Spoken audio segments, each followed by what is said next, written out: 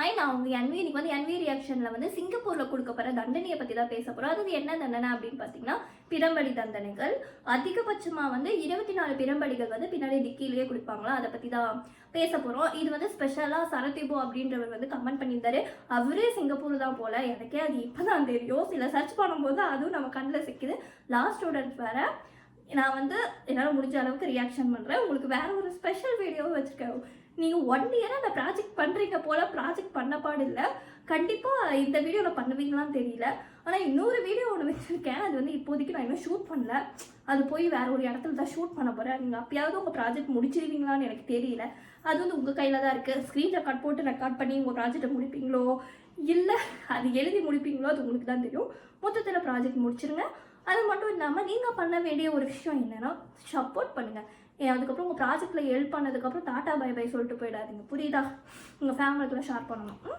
அதாவது சிங்கப்பூரில் வந்து ஒரு தண்டனை அப்படின்னா பிரம்படி தண்டனைகள். அதாவது பின்னாடி பேக்லேயே வந்து 24 பிரம்படிகளுக்கு மேலே தருவாங்க. அது மட்டும் இல்லாமல் 10 பிரம்படிகள் வரைக்கும் தருவாங்களாம். அதாவது சின்ன குற்றத்துக்கு 10 அடியும், மற்ற பெரிய பெரிய குற்றம் பண்ணவங்களுக்கு 24 அடியும் அடிப்பாங்களா. அது மட்டும் இல்லாமல் அதோட ஸ்டிக், அதாவது எந்த வேகத்தில் ஃபோர்ஸில் அடிப்பாங்களா, 160 அடி அப்படி வந்து இப்படி ஸ்பீடாக வந்து அடிப்பாங்க. அது எனக்கு என்னன்னு தெரியல.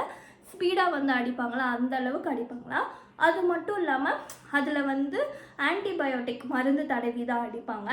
அது மட்டும் இல்லாமல் என்ன பண்ணுவாங்கன்னா, அவங்க சிறுநீரகத்தை வந்து பாதிக்கப்படாத மாதிரி அடிப்பாங்களா. வேர்ல்டு ட்ரைனர்ஸ் தான் அதை வந்து அடிப்பாங்க. அந்த ஜெயிலில் இருக்கவங்க அதுக்காகவே ட்ரைனிங் எடுத்துகிட்டு வந்தவங்க தான் அந்த பனிஷ்மெண்ட் கொடுப்பாங்க. லைக் வந்து 5 அடிக்கே மயக்கம் போட்டு கீழே விழுந்துருவாங்களாம்.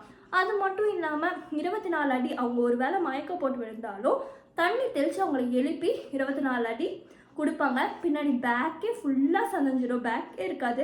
கண்டிப்பாக இந்த மாதிரி தண்டனை வந்து இந்தியாவில் வந்துச்சுன்னா அந்த பிரம்படிக்கே பயந்துட்டு யாரும் எந்த தப்பும் பண்ண மாட்டாங்க. பிரம்படிகளும் ஒன்றுன்னு சொல்லிடலாம். ஏன்னா வந்து சின்னதாக ஒருத்தரோட ஒய்ஃபை யூஸ் பண்ணாலும் சரி, சின்னதாக சிகரெட் பிடிச்சிட்டு அதை கீழே போட்டாலும் சரி, சிகரெட் எடுத்துகிட்டு வந்தாலும் சரி, நீங்கள் பாத்ரூம் போயிட்டு சரியாக ஃப்ரெஷ் பண்ணாமல் வந்தீங்கன்னா அதுக்கும் உங்களுக்கு வந்து பனிஷ்மெண்ட் இருக்குது. அதாவது பாத்ரூம் லாக் வந்து தானாகவே லாக் ஆகிடுமா, லைக் நம்மளால் வெளியவே போக முடியாது. போலீஸ் வந்து அதுக்கப்புறம் தான் நம்ம வெளியவே போக முடியும்.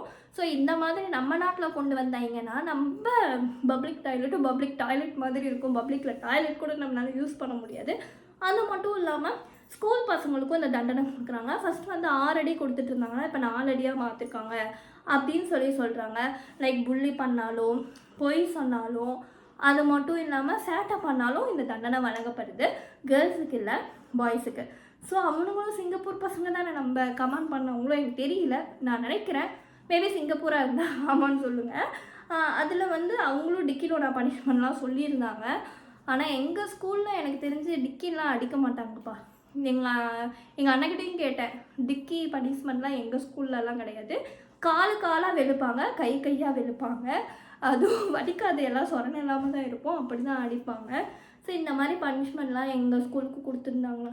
இன்னொன்று எங்கள் பசங்கள்லாம் நல்லா படித்து மார்க் எடுத்திருப்பாங்க. ஆனால் என்னால் இமேஜினேஷனே பண்ண முடியல. எப்படி தான் அந்த அடியெல்லாம் நீங்கள்லாம் வாங்குறீங்கன்னு எனக்கு தெரியல. ஆனால் செம்மையாக வலிக்கும். இதுக்கோசரமே சேட்டை பண்ணாமல் படிச்சிருவீங்க போல்.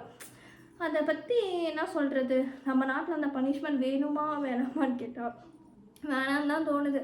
பாவம் இல்லை, அவங்களுக்கும் வலிக்கும் இல்லை. திடீர்னு சேட்டை பண்ணால் கூட டிக்கிலோட அடி தான் விழுகும்.